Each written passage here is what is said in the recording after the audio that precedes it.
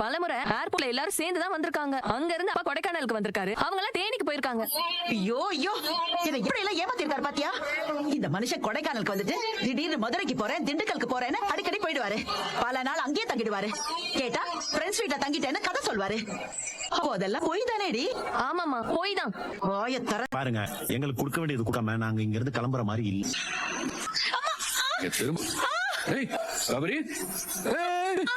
என்னடி பண்ண? என்ன ஆச்சு? எதுக்கு தண்ணியில இருந்து கால் எடுத்த? நான் தான் வரேன்னு சொன்னேன்ல. அவன் பேசுறது கேட்டு எப்படி சும்மா இருக்க சொல்றீங்க? என்னடா என்ன திமிரா? இந்த வீடு என்ன உங்க அப்பா சந்தானம் வாங்கி வச்ச வீடா? இது விஜயோட சொந்த வீடு. இவரோட தாத்தா பாட்டி சித்தி சித்தப்பான்னு எல்லாரும் இருக்கிற வீடு. நீ என்னமோ உன்னோட வீடு மாதிரி வெளிய போக மாட்டேன்ற. ஒழுங்கு மரியாதையா மூட்டைய கட்டிட்டு வெளிய போற வழிய பாரு. அதெல்லாம் போக முடியாது. போடா போடா வெளிய போடா. போடா வெளிய. என்ன பிரதர், கையெல்லாம் நீட்டுறீங்க, சவுண்ட் ஜாஸ்தி ஆகுது.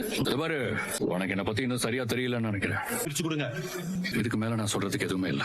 உங்களுக்கு நான் கொடுத்த டைம் முடிஞ்சு போச்சு. இனி நீங்க எது பண்றதா இருந்தாலும் தயவு செஞ்சு வீட்டை விட்டு வெளியே போய் பண்ணிக்கோங்க.